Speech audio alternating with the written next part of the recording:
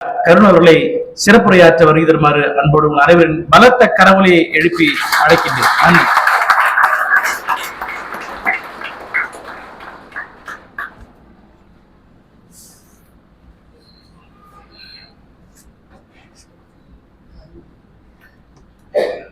முப்பது ஆண்டுகளை வெற்றிகரமாக நிறைவு செய்து 31வது ஆண்டிலே வெற்றிகரமாக நடைபெற்றுக் கொண்டிருக்கின்ற இந்திய பேனா நண்பர் பேரவை என்ற பெயர் இயக்கத்தின் வேராகவும் விழுதாகவும் அதை தாங்கி பிடிக்கின்ற சல்லி வேர்களாகவும் இந்த இயக்கத்தை காத்து வழிநடாத்தி கொண்டிருக்கின்ற என்னுடைய இதய நரம்புகளின் எண்ண ஓட்டமாக விளங்குகின்ற பேரவையினுடைய நட்பு நஞ்சங்களே, உங்கள் அனைவரையும் இந்த 28வது நட்பு சங்கம விழா அரங்கில் சந்திப்பதிலே நான் மிக்க மகிழ்ச்சி அடைகின்றேன். இந்திய பேனா நண்பர் பேரவை என்ற இந்த இயக்கம் 1995வது ஆண்டு தொடங்கப்பட்டு இன்று ஒரு ஜனநாயக அடிப்படையில் அரங்காவலர் குழு, நிர்வாக குழு, மண்டல, மாநில, சர்வதேச அமைப்பாளர்கள், அதன் தொடர்ச்சியாக பேரவையினுடைய குடும்ப உறவுகள் என்ற ஒரு சிறப்போடு இந்த அமைப்பை நாம் நடத்தி கொண்டிருக்கின்றோம். இது தானா சேர்ந்த கூட்டம், தேடி பிடித்து கூலி கொடுத்து வந்து அமர வைத்த கூட்டம் அல்ல. தானாகவே முன்வந்து தன்னுடைய சொந்த நேரம், பணம், உழைப்பை அதற்காக செலவு செய்து இங்கே நாம் கூடியிருக்கின்றோம் என்றால் இந்த அமைப்பு உங்களோடு எவ்வளவு இணக்கபூர்வமாக, இதயபூர்வமாக கலந்திருக்கிறது என்பதற்கு ஒரு எடுத்துக்காட்டு தான் இந்த அரங்கு நிறைந்த கூட்டம். இன்றைய காலகட்டத்தில் ஒரு நிகழ்ச்சி, அது இலக்கிய நிகழ்ச்சியாக இருந்தாலும் சரி, மற்ற உணர்வுபூர்வமான எந்த நிகழ்ச்சியாக இருந்தாலும் இன்று அதற்காக நேரம் ஒதுக்கி வந்து நீண்ட தூரம் பயணித்து வந்து என்பது நம்முடைய பேரவையினுடைய ஒரு வரலாற்று சிறப்பு. இங்கே அஸ்ஸாமில் இருந்து, கவுஹாத்தி நகரத்தில் இருந்து இங்கே நண்பர் இந்த அரங்கத்தினுள்ளே அமர்ந்திருக்கின்றார். புதுடில்லி நகரத்தில் இருந்து இந்த நிகழ்ச்சிக்காகவே வந்து இந்த நிகழ்ச்சியிலே பங்கேற்று நண்பர்களை சந்திக்க வேண்டும், நண்பர்களோடு முகம் பார்த்து பேச வேண்டும், அவர்களோடு அளவ வேண்டும், அன்பு பகிர்ந்து கொள்ள வேண்டும் என்ற உயரிய நோக்கத்தில் புதுடெல்லியில் இருந்து வந்து இந்த அரங்கத்தில் அமர்ந்திருக்கின்ற இந்த உறவுகளை நான் பார்க்கின்றேன். கோவா மாநிலத்தில் இருந்து வந்து இந்த நிகழ்ச்சியிலே கலந்து கொண்டிருக்கின்ற உறவுகளை பார்க்கின்றேன். பெங்களூர், கர்நாடகா மாநிலத்தில் இருந்து வந்து இந்த நிகழ்ச்சியிலே கலந்து கொண்டிருக்கின்ற உறவுகளை காண்கின்றேன். கேரள மாநிலத்தில் இருந்து வந்த உறவுகளை காண்கின்றேன். அத்தனைக்கும் ஈடு செய்கின்ற வகையிலே தமிழ்நாட்டின் அனைத்து மாவட்டங்களில் இருந்தும் குடும்பமாக, சாறை சாறையாக நேற்று மாலையில் இருந்து வந்து இந்த அரங்கத்தை நிறைத்திருக்கின்ற உறவுகளை காக்கின்றேன். படை சிறுத்ததோ பார் சிறுத்ததோ என்பதை போல மும்பையிலிருந்து 2 நாளுக்கு முன்பாகவே புறப்பட்டு வந்து இந்த நிகழ்ச்சியை கலந்து கொண்டிருக்கின்ற இந்திய பேனா நண்பர் பேரவையினுடைய குடும்ப உறவுகளை ஒரு சேர சந்தித்து, ஒரு சேர அளவலாவி உள்ளத்து உணர்வுகளை பகிர்ந்து கொள்ளுகின்ற ஒரு களமாக இந்த நிகழ்ச்சியை நாம் தொடர்ந்து செய்து கொண்டிருக்கின்றோம். என்பது நமக்கான ஒரு சிறப்பு. செயல்பாடுகளின் வரிசைகளிலே தொய்வுகள் ஏற்படுவதும் அவ்வப்போது இடர்பாடுகள் ஏற்படுவதும் ஒரு இயற்கையான ஒன்று. இந்திய பேனாண்பர் பேரவையும் தென்றலை மட்டுமே தீண்டியதில்லை, தீயையும் தாண்டி இருக்கின்றது. இந்திய பேனாண்பர் பேரவையினுடைய வரலாறு செழிப்பான ஒரு வரலாற்று தடமாக இல்லை. அங்கே ஏகப்பட்ட இடர்பாடுகள், ஏராளமான துன்பங்கள், சோதனைகள், துரோகங்கள் அனைத்தையுமே சந்தித்துத்தான் இந்த பேரவை இன்று 31வது ஆண்டிலே உலகமெங்கும் தன்னுடைய தடத்தை பதித்து செயல்பட்டு கொண்டிருக்கிறது என்பது இந்திய பேராண்பர் பேரவையினுடைய வரலாற்று சிறப்பு. உங்கள் அனைவருக்குமே தெரிந்த வரலாறு. அந்த வரலாற்று பதிவினுடைய தொடர்ச்சியாக, அதனுடைய நீட்சியாகத்தான் இந்த நட்பு சங்கம விழாக்களையும் நான் தொடர்ந்து பார்த்து கொண்டிருக்கின்றேன். இந்த விழா கடந்த ஆண்டு நடைபெற்ற தென்காசியிலே நடைபெற்ற 27வது நட்பு சங்கம விழாவுக்கும் இன்று நடைபெறுகின்ற இந்த விழாவுக்கும் இடைப்பட்ட காலத்தில் நாம் என்ன செய்தோம், என்ன சஞ்சலங்களை எல்லாம் நாம் அனுபவித்தோம், என்ன சங்கடங்களை எல்லாம் அனுபவித்தோம் என்பதையெல்லாம் ஒரு மீள்பார்வையாக நாம் பார்க்க வேண்டிய ஒரு தருணமாகத்தான் நான் இந்த விழாவை பார்க்கின்றேன். கடந்த சங்கம விழாவிற்கும் இந்த சங்கம விழாவிற்கும் இடைப்பட்ட காலங்களிலே நடந்த நிகழ்ச்சிகள், இந்திய பேராண்பர் பேரவை அனுபவித்த தடைக்கல்கள், அதையெல்லாம் தாண்டி அந்த தடை கற்களை எல்லாம் படிக்கற்களாக மாற்றி நாம் மேலே வந்திருக்கிறோம் என்பதுதான் ஒரு வரலாற்று உண்மை. அதற்கு இந்த 28வது சங்கமம் ஒரு கட்டியம் கூறுகின்ற ஒரு நட்பு சங்கமான ஒரு விழா. உங்கள் அனைவருக்குமே தெரியும், நான் மீண்டும் அந்த கடந்த கால கசப்பான நினைவுகளை மீண்டும் அசை போடவோ அதை உங்களுக்கு நான் நினைவூட்ட கூட நான் விரும்பவில்லை என்பதுதான் என்னுடைய நிலைப்பாடு. பேரவையினுடைய தலைவர் என்ற முறையிலே நாம் கடந்து வந்த பாதை, கசப்பான பாதைகளை நான் மீண்டும் மீள்பார்வை பார்ப்பதற்கு தயாராக இல்லை. ஏனென்றால் நமது இலக்கு மிகப்பெரிய இலக்கு. மனித சமுதாயத்திற்கும் உலக சமுதாயத்திற்கும் வாழ்கின்ற ஒவ்வொரு ஜீவராசிகளுக்கும் வாழ்வாதாரமாக விளங்கக்கூடிய சிந்தனைகளை அவர்கள் நெஞ்சிலே விதைப்பதும் வளர்ப்பதுமான பணிகளை முன்னெடுத்து இயங்கிக் கொண்டிருக்கின்ற ஒரு இயக்கம். ஆகவே நாம் கடந்து வந்த பாதையினுடைய நீட்சிகளை மீண்டும் அசை போட்டு நம்மளுடைய நெஞ்சை நாமே ரணமாக்கிக் கொள்வதை நான் விரும்பவில்லை. அந்த எந்த ஒரு சம்பவங்களையும், அது ஒரு தனி மனிதனாக இருந்தாலும் சரி, சார்பு சார்ந்த மனிதனாக இருந்தாலும் சரி, அந்த நினைவுகளை உங்கள் நெஞ்சங்களில் இருந்து முழுமையாகவே துடை தெரிய வேண்டும் என்ற ஒரே நோக்கத்தில் தான் நான் இங்கே உங்கள் முன்னே நின்று கொண்டிருக்கின்றேன்.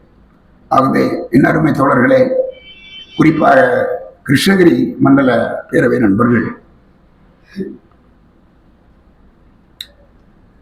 சந்தித்த சோதனைகள், அவர்கள் சந்தித்த வேதனைகள், அவர்களுடைய இதயத்தினுடைய அந்த புழுக்கம் அத்தனையும் துடைத்தறிந்து இன்று இங்கே துணைத் தலைவர் அவருடைய தலைமையில் ஏராளமான நண்பர்கள் இங்கே கலந்திருக்கிறார்கள். நாம் எடுத்துக்கொண்டிருக்கின்ற பாதை, நாம் எடுத்துக்கொண்டிருக்கின்ற நோக்கம், இந்த உலகத்திற்கு நாம் சொல்ல வேண்டிய செய்தி, இந்த உலகத்திற்கு நாம் சொல்லிக் கொண்டிருக்கின்ற செய்தி அன்பு, நட்பு, மனிதநேயம், தீண்டாமை ஒழிப்பு, மத நல்லிணக்கம் என்ற பல்வேறு சிந்தனைகளைத்தான் நாம் கையில் எடுத்துக் கொண்டிருக்கின்றோம். இந்த சிந்தனைகளை செயல்படுத்துவதற்கு இத்தனை இடர்பாடுகளா என்று ஒரு நிமிடம் நாம் சிந்தித்து பார்ப்போம். ஆனால் நாம் எதிர்கொள்கிற தடை கற்கள் அனைத்துமே நமக்கு படிக்கற்களாகத்தான் மாறும். நாம் எடுத்திருக்கிற இலக்கு, அந்த இலக்கு நோக்கிய பயணம், அந்த பயணத்திலே எந்த கொம்பனும் எந்த தடையையும் நமக்கு காட்டவும் முடியாது, நம்மை நிறுத்தவும் முடியாது என்பதை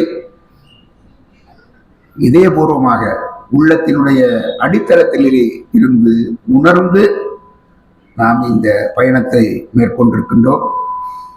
சாதாரணமான ஒரு அமைப்பு, எந்த விதமான அரசியலோ ஜாதியோ சமயமோ மற்றும் எந்த விதமான தாக்கமும் இன்றி அன்பையும் நட்பையும் மனிதநேய சிந்தனையையும் மட்டுமே கருவாக கொண்டு ஒரு அமைப்பை 30 ஆண்டுகள் நடத்த முடியும்.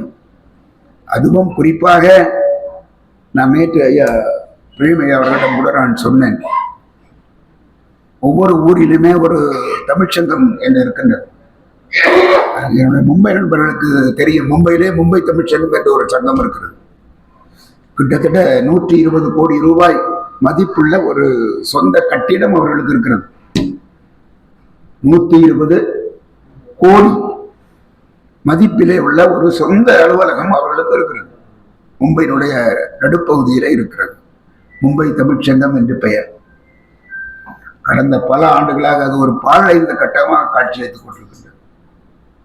எந்த விதமான செயல்பாடுமே இல்லை. மும்பை தமிழ்ச்சங்கம் அது ஒரு பாழடைந்த மண்டபமாக இன்று கண்முன்னே காட்சியளிக்கின்றது. 120 கோடி ரூபாய் மதிப்புள்ள ஒரு கட்டிடம். ஏன், எதற்காக? ஒரு இலக்கு நோக்கிய பயணம் என்ற ஒரு எண்ண விதை இல்லாததன் காரணமாக அங்கே இருக்கிற உறுப்பினர்கள் எல்லாம் ஒரு குறிப்பிட்ட பகுதியைச் சேர்ந்த உறுப்பினர்கள் தான். நம்மை போல அமெரிக்கா முதல் ஆஸ்திரேலியா வரை, அந்த பக்கம் மொரிஷியஸ் வரை, இந்த பக்கம் கன்னியாகுமரி வரை ஒரு அகண்ட, ஒரு விரிந்த ஒரு எல்லையை அவர்கள் கொண்டிருக்கவில்லை. ஒரு குறிப்பிட்ட ஒரு பகுதியை மையமாக கொண்டு செயல்படுகின்ற ஒரு அமைப்பு வெற்றிகரமாக செயல்பட முடியவில்லை. இது இந்த காலத்தினுடைய கட்டாயம். மும்பை நண்பர்கள் இருக்கிறார்கள், இங்கே மும்பை தமிழ்ச்சங்கம் என்ற ஒரு சங்கம் எங்கே செயல்பட்டுக் கொண்டிருக்கின்றது? முடியவில்லை. பல்வேறு இடங்களிலே ஒரு குறிப்பிட்ட சிறிய பகுதிகளிலே செயல்படுகின்ற அமைப்புகள் சிறப்பாக செயல்பட்டதாக சரித்திரம் மிகவும் குறைவு. ஆனால் எந்த விதமான தாக்கமும் இன்றி இதய உணர்வுகளின் எழுச்சியாக, அன்பின் வெளிப்பாடாக, நட்பு உணர்வுகளை வெளிப்படுத்துகின்ற ஒரு அமைப்பாக, மனிதநேய சிந்தனைகளை மட்டுமே சிந்திக்கின்ற ஒரு இதயமாக விளங்குகின்ற இந்திய பேராண்பர் பேரவையினுடைய உறுப்பினர்கள் அந்த அமைப்பை ஒரு சாதாரண தமிழ் அமைப்பாகவோ இயக்கமாகவோ கருதாமல் பேரவை குடும்பம் என்ற ஒரு உணர்வோடு ஒருவருக்கு ஒருவர் அன்பு பாராட்டவும், நட்பு செலுத்தவும், மனிதநேய சிந்தனைகளை வெளிப்படுத்தவுமான ஒரு அமைப்பாக இன்று உலகளாவிய வகையிலே நாம் பறந்து விரிந்திருக்கின்றோம் என்பது நமக்கான பெருமை.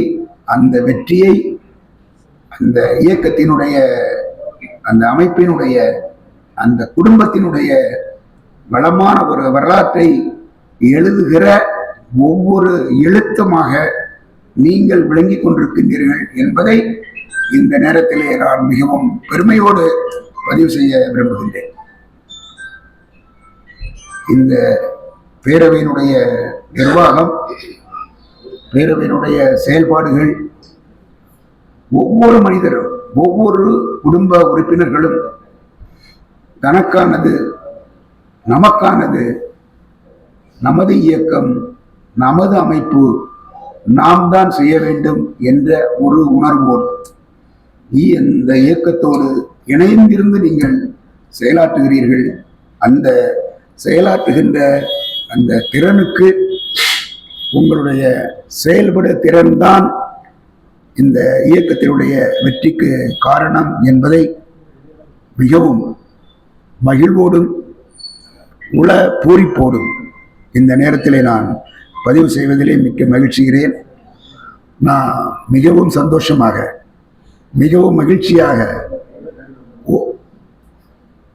ஓராண்டு காலம் எதிர்பார்த்து கடந்த மே மாதம் 25ஆம் தேதி தென்காசியிலே இரவு 8:30 மணிக்கு நாம் முடிவு செய்தோமே, அடுத்த ஆண்டு மே மாதம் 24ஆம் தேதி கோவையிலே நாம் சந்திப்போம் என்று கடந்த மே மாதம் 25ஆம் தேதி மாலை 8:30 மணிக்கு நாம் கூடி முடிவு செய்த அந்த நிமிடம் முதல் இன்று ஒரு குடும்பமாக, ஒரு வரலாற்று சிறப்பாக, ஒரு வரலாற்று பதிவாக, ஒரு சரித்திர சாதனையாக இங்கே அரங்கு நிறைந்த இந்த ஒரு காட்சியை நாம் கண்டு கொண்டிருக்கின்றோம் என்பது இந்த பேரவைக்கான ஒவ்வொரு மனிதர்களினுடைய உணர்வுக்கும் சாட்சியாக விளங்குகின்றது.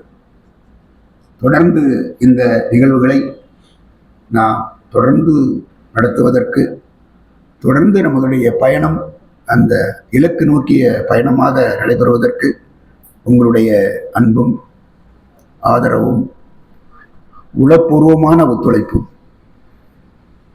நீங்கள் அதை அடிக்கோடிட்டுக் கொள்ள வேண்டும், உளப்பூர்வமான ஒத்துழைப்பும் என்றும் தொடர வேண்டும் என்று நான் விரும்பி கேட்டுக்கொள்கின்றேன்.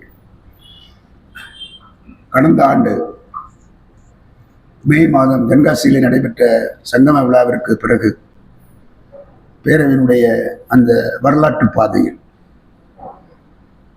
அதன் பிறகுதான் நம்முடைய பேரவை அமெரிக்கா நாட்டிலே நம்முடைய பேரவையை எடுத்து செல்லுகின்ற ஒரு வாய்ப்பு கிடைத்தது. அமெரிக்காவில் உள்ள புளோரிடா மாநிலத்தினுடைய ஜாக்சன்வில் தமிழ் மன்றத்தின் சார்பாக நடைபெறுகின்ற தமிழ் பள்ளியில் மாணவர்களுக்கு ஒரு எழுச்சியுரை ஆற்றுகின்ற ஒரு வாய்ப்பினை அங்கே உள்ள தமிழர்கள் அளித்தார்கள். அங்கு கருண் என்ற தனி மனிதன் செல்லவில்லை. அங்கு சென்ற கருணினுடைய அடையாளம், அவனுக்கான ஒரு அங்கீகாரம் இந்திய பேராளர் பேரவை என்ற பேர் இயக்கத்தின் தலைவர் என்ற முறையிலே தான்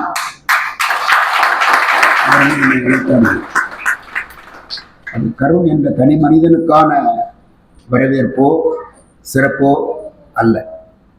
இந்திய பேராளர் பேரவை என்ற பேர் இயக்கத்தினுடைய தலைவர் கருண் அவர்கள் இங்கே வருகிறார் என்றுதான் என்னை அங்கே வரவேற்றார்கள்.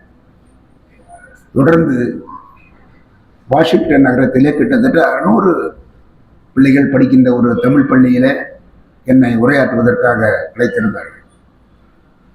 அந்த மாணவர்களோடு கலந்து, அந்த நிர்வாகத்தினரோடு கலந்து பேசுகின்ற பொழுதும், இங்கே மும்பையிலிருந்து கருண் வருகிறார் அல்ல, இந்திய பேராளர் பேரவையினுடைய தலைவர் கருண் அவர்கள் இங்கே வருகிறார் என்றுதான் அவர்கள் என்னை அடையாளம் காட்டுகிறார்கள். என்றால் இந்த பேரவை, இந்த இயக்கம், இந்த அமைப்பு, இந்த குடும்பம் என்ற அளவுக்கு தன்னுடைய சிறப்பை, தன்னுடைய வலிமையை, தன்னுடைய ஒவ்வொரு செயல்பாடுகளிலும் அது கொண்டிருக்கின்ற தீர்க்கத்தை இந்த உலகுக்கு பறைசாற்றுகின்ற விதமாக அது அமைந்திருக்கிறது.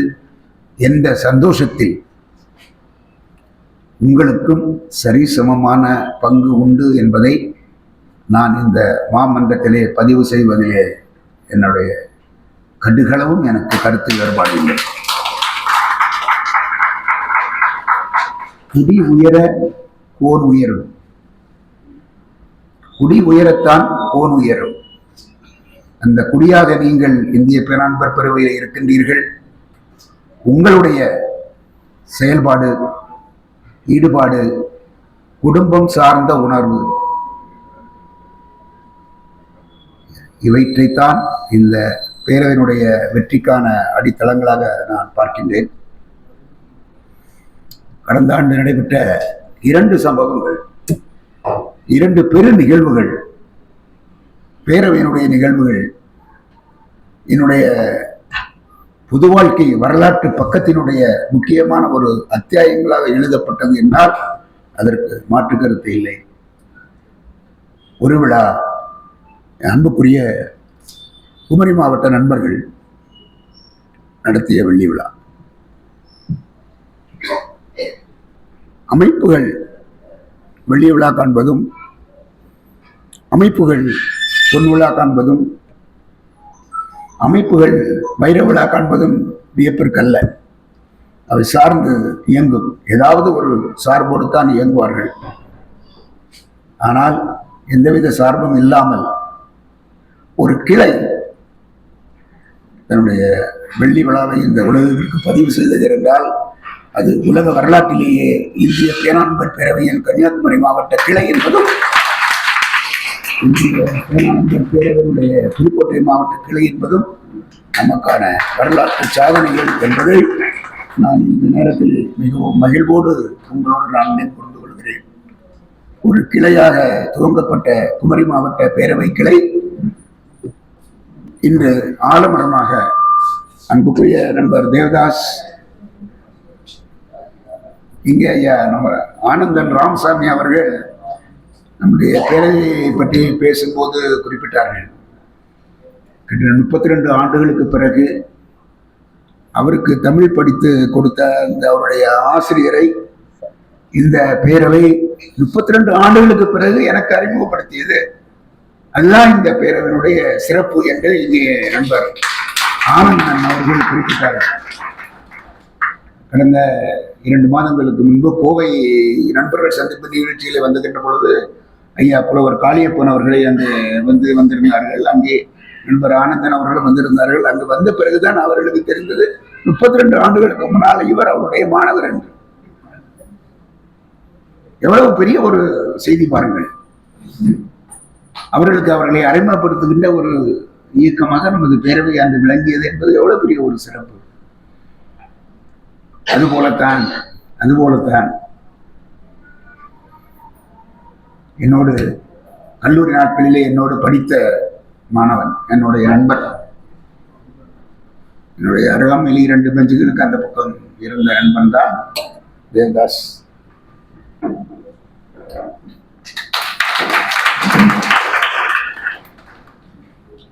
இந்திய பேராண்மை பேரவை துவங்கிய பிறகு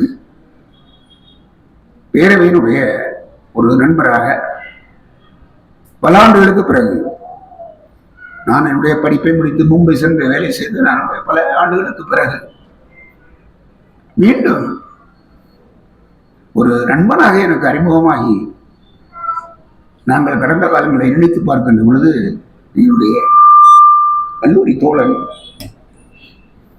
தேவதாஸ், அன்று அவருக்கு அளித்த பொறுப்பு இந்த பேரவையுடைய வரலாற்றை 25 ஆண்டுகள் ஒரு வளமான வரலாறாக இந்த சரித்திரத்தில் பதிவு செய்திருக்கிறது என்பது இந்த குமரி மாவட்ட கிளையினுடைய பெருமை. ஒரு மாவட்ட அளவிலே இயங்குகின்ற கிளை இன்று இந்த ஒரு வரலாற்று சிறப்பை பதிவு செய்திருக்கின்றது. அந்த கிளை துவங்கிய காலத்திலே மிகவும் சாதாரணமாக துவங்கப்பட்ட கிளை இன்று அதனுடைய பரிணாம வளர்ச்சியாக மிகச் சிறப்பான ஒரு கிளையாக அமைப்பாளராக தேவதாஸ், தொடர்ந்து பேரவையினுடைய இணைச் செயலாளர் முனைவர் திருமதி ஜனிலா நடராஜன் அவர்கள் அந்த கிளையினுடைய செயல்பாடுகளை முன்னெடுத்து செல்லுகின்ற முன் ஏர்களாக அந்த கிளையை வழிநடத்தி இன்று வெள்ளி விழா என்று தன்னுடைய அரங்கத்தை பதிவு செய்து அந்த குமரி மாவட்ட கிளையினுடைய வெள்ளி விழா அழைப்புதலை நான் உலகின் பல்வேறு பகுதிகளுக்கும் உள்ள தமிழ் அமைப்புகளுக்கு அனுப்பிய பொழுது என்னை தொலைபேசியிலே தொடர்பு கொண்டு ஒரு கிளை, குமரி மாவட்ட கிளை, இந்திய பேராண்மை பேரவை என்பது உலகளாவிய ஒரு அமைப்பு. மும்பையிலே நீங்கள் தலைமையகத்தோடு நீங்கள் மும்பை செயல்படுகிறீர்கள். குமரி மாவட்டத்திலே ஒரு கிளை 25 ஆண்டுகளை வெற்றிகரமாக நிறைவு செய்திருக்கிறது என்றால் அது எப்படி சாத்தியமாயிற்று என்று அவர்கள் ஆச்சரியப்படுகின்ற அளவுக்கு ஒரு இயக்கத்தை சிறப்பாக செயல்படுத்திக் கொண்டிருக்கின்ற குமரி மாவட்ட கிளையினுடைய அமைப்பாளர், அதனுடைய பேரனுடைய இணைச் செயலாளர் திருமதி ஜெனிலா நடராஜன் அவர்கள், அவர்களுக்கு துணையாக இருக்கின்ற மாவட்ட நண்பர்கள், இங்கே வந்திருக்கின்ற நண்பர் ஜபா அவர்கள் இருக்கின்றார்கள், நண்பர் ராஜு அவர்கள் இங்கே வந்திருக்கின்றார்கள். குமரி மாவட்ட நண்பர்கள் செய்த அந்த ஒரு வரலாற்று பதிவு தொடர்ந்து குமரிக்கு என்ன நாங்கள் சளைத்தவர்களா, நாங்களும் தான் 25 ஆண்டுகளாக இருக்கின்றோமே, எங்கள் வரலாற்றை நாங்கள் பதிவு செய்ய முடியாதா, நாங்களும் பதிவு செய்துகிறோம் என்று தன்னுடைய அந்த வரலாற்றை புதுப்பித்து மீண்டும் புதுக்கோட்டை மாவட்டத்திலே சிறப்பான ஒரு வெள்ளி விழா நிகழ்ச்சியை மிகவும் பிரம்மாண்டமான ஒரு விழாவாக நடத்தி அந்த வரலாற்றை பதிவு செய்த அமைப்பாளர் கந்தன் அவர்கள், அமைப்பாளர் கந்தன் அவர்களோடு துணையாக கடுகளவும் குறைபாடு எதுவும் இன்றி செயல்பட்ட ஒருங்கிணைப்பாளர் ஐயா சுப்பிரமணியன் அவர்கள், ஐயா பெருமாள் அவர்கள், என்னவென்று வேறு முக்கியமான அரசு நிகழ்ச்சிகளிலே கலந்து சிறப்பித்துக் கொண்டிருக்கிற பெருமதிப்புக்கும் போட்டுதலுக்கும் உரிய ஐயா VNS ரங்கசாமி அவர்கள், ஐயா ஐயனப்பிள்ளை அவர்கள் போன்ற கெழுதகை அறிஞர்கள், அகவை முதிர்ந்த தமிழ் அறிஞர்கள் பலர் புதுக்கோட்டை மாவட்ட கிளையிலே தன்னுடைய வரலாற்றை செம்மையாக எழுதி கொண்டிருக்கின்றார்கள். அந்த வரலாற்று பதிவினுடைய தொடர்ச்சிதான் நாம் எடுக்கின்ற ஒவ்வொரு முன் அடிகளும் என்பதையும் நான் இந்த நேரத்திலே மிகவும் மகிழ்வோடு பதிவு செய்கின்றேன். அடுத்து இந்த நட்பு சங்கம விழாவை கோவையிலே நடத்த வேண்டும் என்று நாம் தீர்மானித்து அந்த பொறுப்பை கோவை மாவட்ட பேரவை கிளை அமைப்பாளர் நண்பர்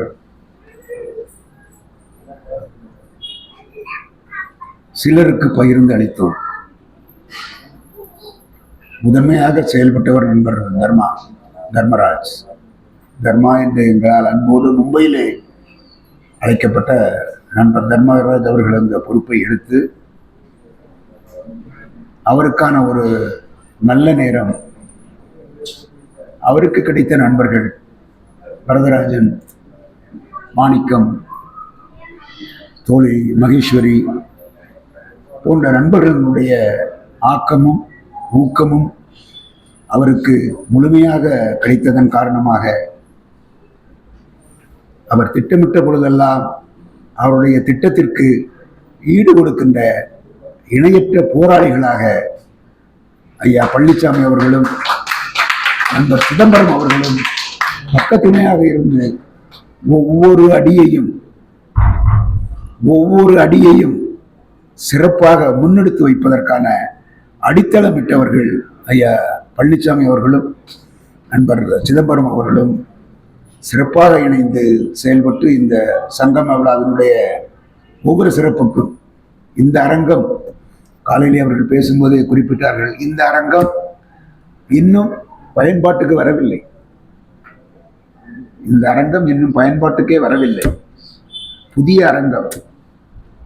இந்த அரங்கத்தினுடைய முதல் நிகழ்ச்சி இந்திய பேராண்பர் பேரவை நிகழ்ச்சி வருகின்ற புதன்கிழமைதான் இந்த அரங்கத்திற்கான பூஜையே நடைபெறுகிறது. இங்கே பார்த்தீர்களே, முடியவே வேலையே முடியவில்லை. புதன்கிழமைதான் இதற்கான பூஜை நடைபெற இருக்கின்றது. ஆனாலும் கடந்த செப்டம்பர் மாதம் நான் இங்கே கோவைக்கு நண்பர்கள் சந்திப்பு நிகழ்ச்சிக்கு நடத்தி அடுத்த சங்கம விழாவிற்கான அந்த முதற்கட்ட பணிகளை நாம் துவங்க வேண்டும் என்று பேசுவதற்காக நான் வந்த பொழுது, அப்பொழுது ஐயா பழனிசாமி அவர்களும் சிதம்பரம் அவர்களும் எதை பற்றியுமே கவலைப்பட வேண்டாம், ஹோட்டல் விண்டேஜ் தான் சொன்னது சங்கமம் என்பதை நீங்கள் அறிவித்து விடுங்கள் என்று எனக்கு கடந்த செப்டம்பர் மாதம் சொன்னார்கள். அதற்கான வேலையை நாங்கள் முடித்து அதுக்குள் இதே விண்டேஜ் இன்னொரு இடத்துல ஹோட்டல் இருக்கிறது, பெரிய ஹோட்டல், அங்குதான் நடத்துவதாக நினைத்திருந்தோம். வேண்டாம், அது நண்பர்களுக்கு வசதி குறைவாக இருக்கும். விண்டேஜ் கிளாசிக் இது புதிய ஹோட்டல், முழுமையாக புதுமையாக நம்ம தயாரித்துக் கொண்டிருக்கின்றோம். அங்கு நடக்கும் நிச்சயமாக சங்கமம் விழா அங்குதான் நடக்கும் என்று கடந்த செப்டம்பர் மாதமே எனக்கு உறுதியளித்து, நீங்கள் மற்ற பணிகளை பாருங்கள், நான் பார்த்துக் கொள்கிறேன் என்று அன்று சொன்னார்கள். அந்த வரிசைப்படி தான் நாம் திட்டமிட்டோம், இந்த அரங்கத்தை முடிவு செய்தோம். ஆனால் பணியாளர்களுடைய குறைவு காரணமாகவும் வேலையினுடைய அந்த வேகத்தினுடைய குறைவு காரணமாகவும் பணி இன்னும் நிறைவு பெறவில்லை. ஆனாலும் சொன்ன சொல் தவறாத பழனிசாமி அவர்கள் இந்த பூஜை நடைபெறுவதற்கு முன்பாகவே அரங்கம் புழக்கத்துக்கு வராத நிலையிலும் இந்த அரங்கத்தில் பேரவை விழாவை நடத்த வேண்டும் என்ற உறுதியோடு இன்று இந்த ஒரு அழகான அரங்கத்தை நமக்கு அமைத்துக் கொடுத்திருக்கிறார்கள் என்றால்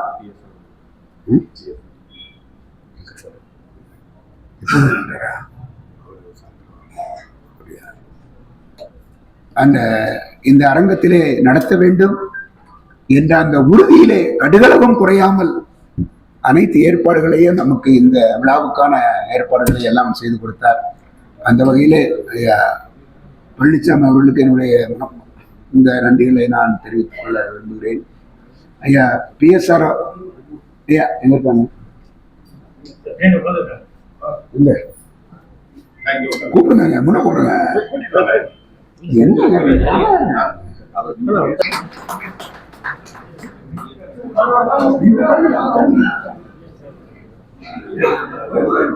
எல்லோரும் பலத்த கரவொலி எழுப்பி ஐயா அவர்களை வரவேற்றுக் கொள்ள கேட்டுக்கொள்கிறேன்.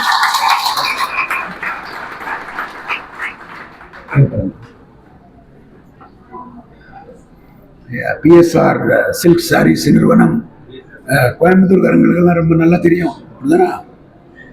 கோயம்புத்தூர்காரங்களுக்கெல்லாம் பிஎஸ்ஆர் சில்க்ஸ் தெரியுங்களா? வெளியூர்காரங்க நீங்க தெரிஞ்சுக்குங்க, திருச்சிலையும் இருக்காங்க. ஸோ தமிழ்நாட்டில் பிஎஸ்ஆர் சில்க் சாரீஸ் என்ற நிறுவனம் மிகவும்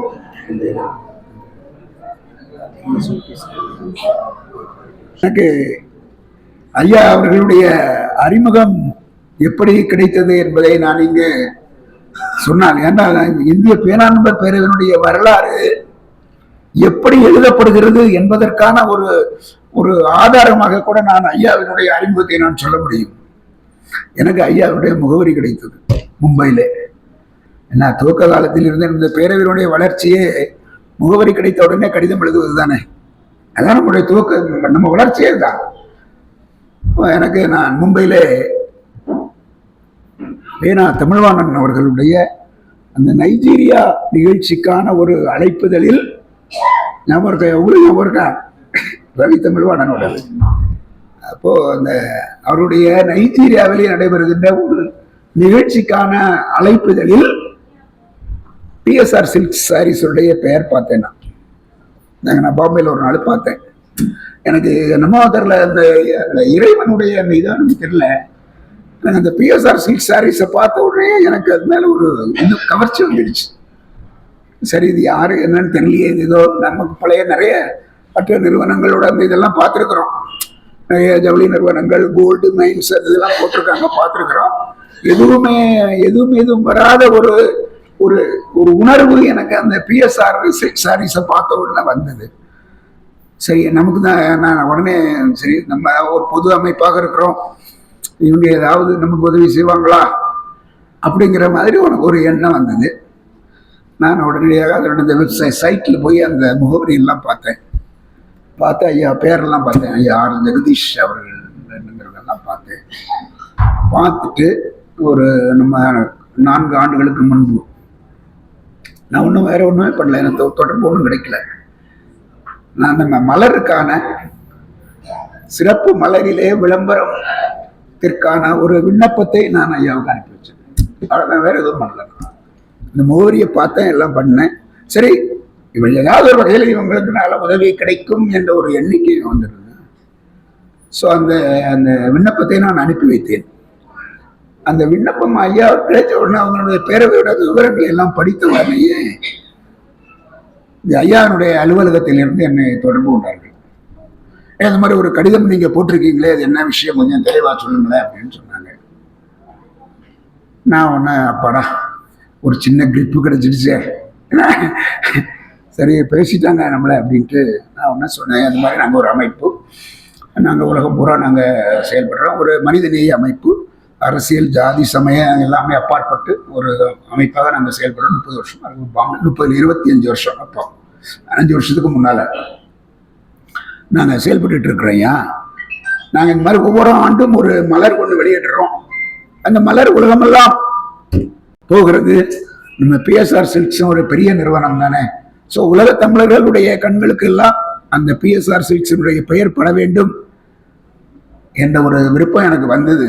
அதனால தான் நான் அந்த விண்ணப்பத்தை அனுப்பி வச்சேன். அந்த மலரினுடைய இது நீங்கள் எனக்கு அதில் ஒரு விளம்பரம் கொடுக்கணும் அப்படின்னு சொல்லி நான் அவங்களுக்கு சொன்னேன். அப்போ நீங்கள் எனக்கு அந்த சைஸ் எல்லாம் சொல்லுங்கன்னு சொன்னாங்க. சைஸ் எல்லாம் அனுப்பிவிட்டேன். உடனடியாக ஒரு பக்க விளம்பரம் மலருக்கு வந்தது. எந்த இதுவும் கிடையாது, எந்த அறிமுகமும் எதுவும் தெரியாது. எனக்கு ஐயாவை நான் பார்க்கல, தெரியாது, ஒன்றுமே தெரியாது. உடனடியாக அதற்கான அந்த கட்டணமும் அனுப்பி அந்த விளம்பரமும் கொடுத்தாங்க. ரொம்ப மகிழ்ச்சி. எனக்கு ஒரு இமயமலையில் இறந்த மாதிரி ஒரு சந்தோஷம். ஏன்னா கூடவே இருக்கிறான், கூடவே சாப்பிட்றான், கூடவே உட்காடுறான். அவன்கிட்ட ஒரு விளம்பரம் முடியான்னு கேட்டா பார்க்கலாம், அப்புறம் பார்க்கலான்றான். என்ன, கூடவே உட்கார்ந்துருக்கிறான், கூடவே சாப்பிட்றான், எல்லாம் பண்றான். ஒரு விளம்பரம் ஒன்று கொடுங்கன்னு கேட்டா பார்க்கலாம், அப்புறம் பார்க்கலான்றான். அந்த காலகட்டத்தில் முகமறியாமல், யாருன்னு என்னன்னு தெரியாமல், நான் ஒருவேளை அவங்களுக்கு சொன்னதெல்லாம் சரிதானான்னு கூட அவங்க அதை ஆராய்ச்சி செய்யாமல் அந்த ஒரு விளம்பரத்தை பேரவை மலரிலே அனுப்பி வைத்தார்கள்.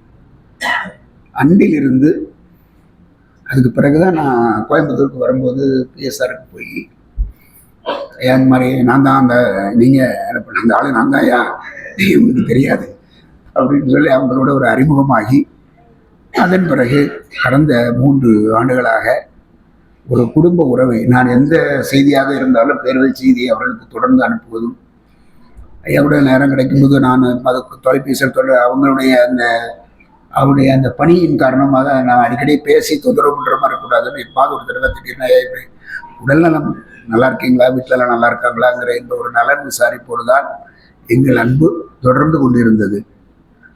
அப்புறமா இந்த மலர் விஷயம் தனியாக இருக்குது, அது தனியாக பேசணும், அது பெரிய விஷயம். சிறப்பு மலரில் இப்போ 100 பேர்கிட்ட போய் 100 பக்கம் வாங்குறத விட 50 பேர்கிட்ட 2 பக்கமாக வாங்கிடலாமே அப்படின்னு ஒரு ஐடியா வந்துச்சு. எப்படி 100 பேர்கிட்ட போய் கேட்கணும், அதை விட 50 முக்கியமான ஆட்கள்கிட்ட 2 பக்கம் விளம்பரம் நீங்க கொடுங்க அப்படின்னு சொன்னா பெரிய நிறுவனங்கள் அது இன்னும் கொஞ்சம் நமக்கு சுமை குறையும் என்ற அப்படி எனக்கு ஒரு பாசிட்டிவ் இது வந்ததுன்னு வைங்க.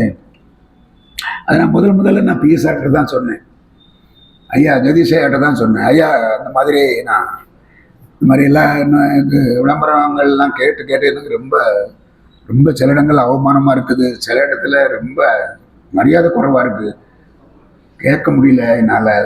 அதனால நான் இந்த மாதிரி ஒரு சின்ன ஒரு எண்ணம் இருக்குயா, நீங்கள் எனக்கு 2 பக்கம் லெஃப்ட் அண்ட் ரைட்டு டபுள் ஸ்ப்ரெட்டாக கொடுங்க என்னன்னா.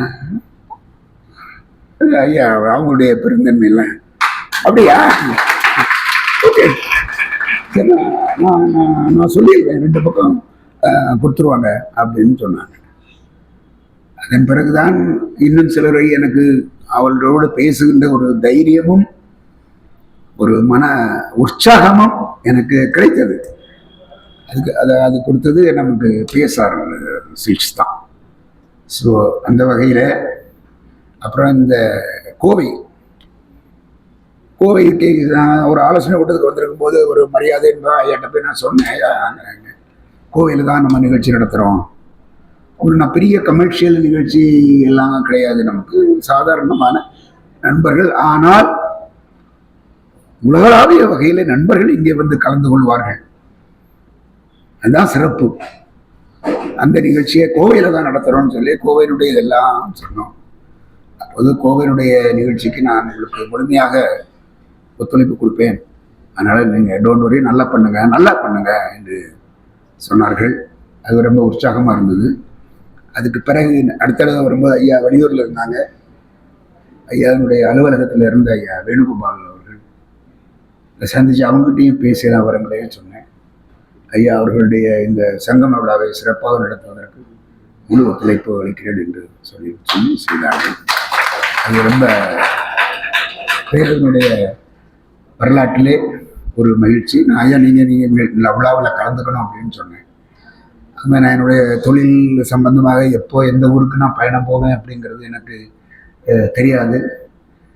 இருந்தாலும் மே மாதம் 24ஆம் தேதி தானே, சரி ஓகே நான் கண்டிப்பாக நான் முயற்சி பண்ணுறேன். ஐயா முயற்சியெல்லாம் பண்ணக்கூடாது, எந்த நிகழ்ச்சியாக நீங்கள் கண்டிப்பாக நீங்கள் வந்து நிகழ்ச்சியிலே தலையை காட்டி விட்டு எங்கள் நண்பர்களை பார்க்க வேண்டும். நான் உங்கள்கிட்ட பேசுகிறேன்ல, சொல்கிறேன்ல, அதாவது எந்த விதமான தாக்கமும் இன்றி, அரசியல் ஜாதி சமய தாக்கமின்றி அன்பு நட்பு மனிதநேய சிந்தனைகளை மட்டுமே மனதிலே சுமந்து பல்வேறு பகுதிகளில் இருந்தும் நண்பர்கள் ஒரு இடத்தில் கூடுகிறார்கள் என்றால் அது இந்திய பேராண்பர் பேரவையினுடைய குடும்பம் தான். அந்த குடும்பத்து உறவுகளை, அந்த நண்பர்களை நீங்கள் கண்டிப்பாக வந்து நேரடியாக பார்க்க வேண்டும். வந்து பார்த்து விட்டு செல்லுங்கள், அது போதும் என்று நான் அவர்களை கேட்டுக்கொண்டேன். அன்று நான் தொடர்பு கொண்டு போகிற இன்று மாலையிலே அவர்களுக்கு முக்கியமான நிகழ்ச்சி இருக்கிறது, நான் கண்டிப்பாக அதில் கலந்து கொள்ள என்று சொன்னார்கள். ஐயா நீங்கள் எப்படியாவது வந்து எங்கள் நண்பர்களுக்கு உங்களுடைய தரிசனத்தை கொடுத்து விட்டு செல்லுங்கள் என்று மட்டும் தான் சொன்னேன். அந்த வார்த்தைக்கு அவர்கள் மதிப்பளித்து மாலையிலே அவர்கள் நிகழ்ச்சியிலே கலந்து கொள்வதாக இருந்தது. அதை மாலையினுடைய நிகழ்ச்சியிலே அவர்கள் கலந்து கொள்ள இயலாது என்பதை வெளிப்படுத்தி காலையிலே வந்து உங்களை எல்லாம் பார்த்து இங்கே ஐயா இங்கே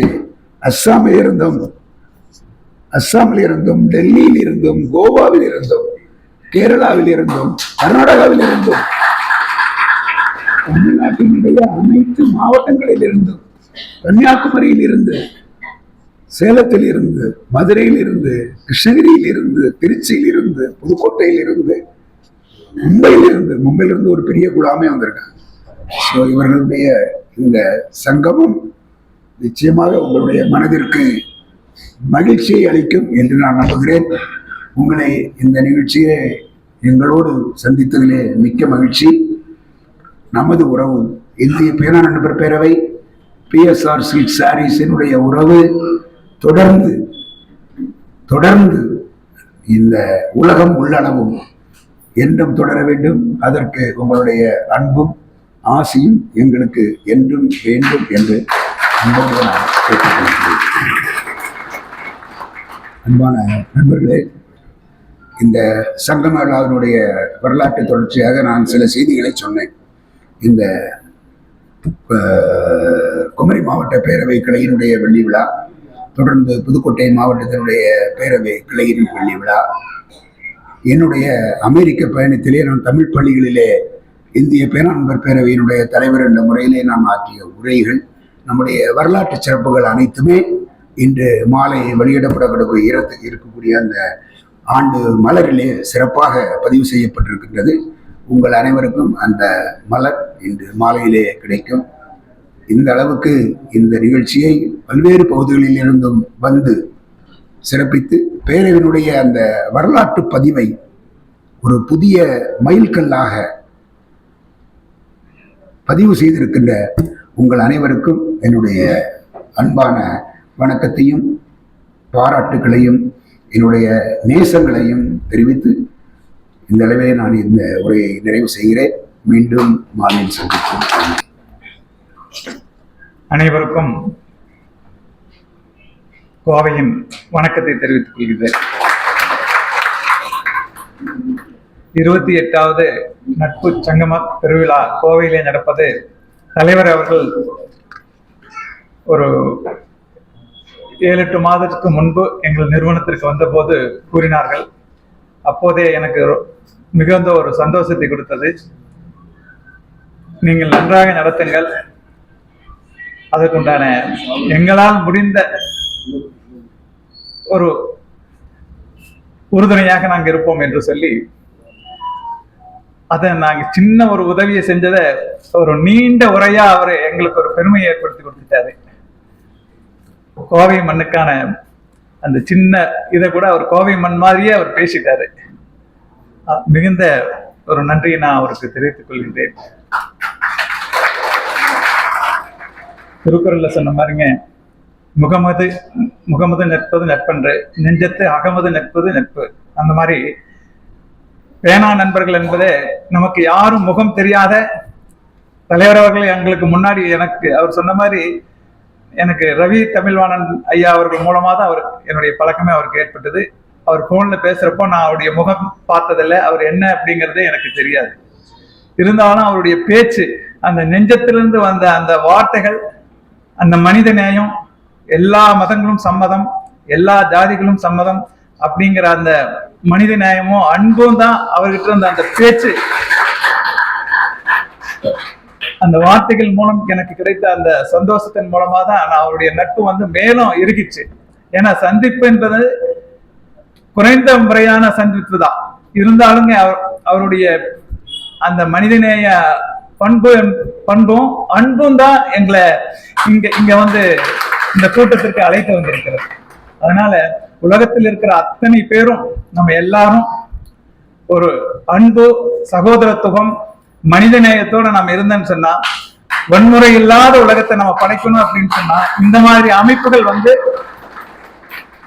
தொடர்ந்து சீரோடும் சிறப்போடும் நடைபெற்றா இருந்த மாத்திரம்தான் உலகமே ஒரு அமைதியான உலகமா மாற முடியும். அதுக்கு நம்ம தலைவர் மாதிரி இருக்கவங்க முன்னெடுத்து எல்லாரையும் அரவணைச்சு கொண்டு போய் உலகத்தில் இருக்கிற அத்தனை நண்பர்களையும் அரவணைக்கிற மாதிரியான ஒரு சந்தர்ப்பத்தை அவருக்கு இன்னும் இறைவன் கொடுக்கணும்னு சொல்லிட்டு என்னுடைய இந்த சின்ன உரையை முடிச்சுக்கிறேங்க. நன்றி, வணக்கம்.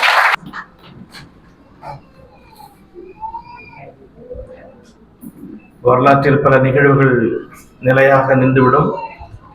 அப்படிப்பட்ட ஒரு நிகழ்வைத்தான் நீங்கள் கண்டுகொண்டிருக்கிறீர்கள். கோவை மாநகரின் பட்டுக்களஞ்சியமாகவும்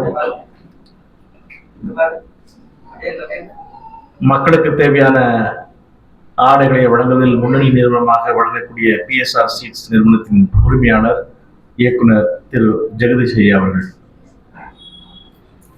நன்றி நன்றி நன்றி, அவருடைய வருகைக்கு நன்றி.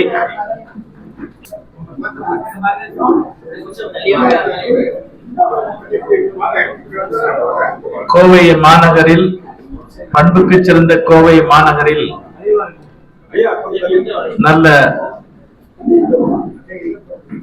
நாகரிகத்தின் சின்னமாக விளங்கும் ஆடைகளை மக்களுக்கு நல்ல முறையில் வழங்கி வரும் கோவை மாநகரின் பெருமை மிகு பட்டு களஞ்சியமாக விளங்கும் PSR Silks நிறுவனத்தின் இயக்குனர் ஐயா திரு R ஜெகதீஷ் அவர்களை நம்முடைய மகளிர் அணியினர் சிறப்பு செய்கின்றார்கள். கால நிகழ்வின் நிறைவு பகுதியாக ஐயா தலைவரே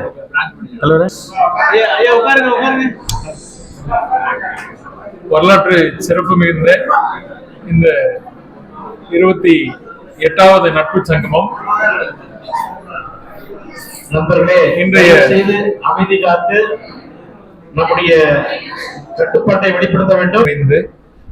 இந்த அரை நாள் முழுமையாக பொறுமை காத்து இவ்வளவு சிறந்த ஒரு நிகழ்வுக்கான முழுமையான ஆதரவை நீண்ட தூர பயணங்கள் செய்து வந்து சிறப்பு செய்த அனைத்து நல்ல உள்ளங்களுக்கும் மற்றும் இதில் கலந்து கொண்டுள்ள முக்கியமான ஆன்றோர்கள், சான்றோர்கள், பெருமை மிகு பெரியவர்கள் அனைவருக்கும், இந்த முத்தாய்ப்பான இந்த நிகழ்வுக்கும் 30 ஆண்டு கால சரித்திரத்தை ஒருங்கிணைத்து வைத்திருக்கின்ற ஒரு நல்ல உள்ளமாக இருக்கின்ற நம்முடைய கருணையா அவர்களுக்கும், சிறப்பான இந்த நிகழ்வின் போது இந்த தருணத்தில் நம்மோடு பங்காற்றி இருக்கின்ற நம்முடைய PSR Silks நிறுவனத்தினுடைய நிறுவனர் அவர்கள் கலந்து கொண்டு சிறப்பித்திருப்பது அனைத்திற்கும் சேர்ந்து நமது மனமார்ந்த நன்றிகளை தெரிவித்துக் கொள்கிறோம்.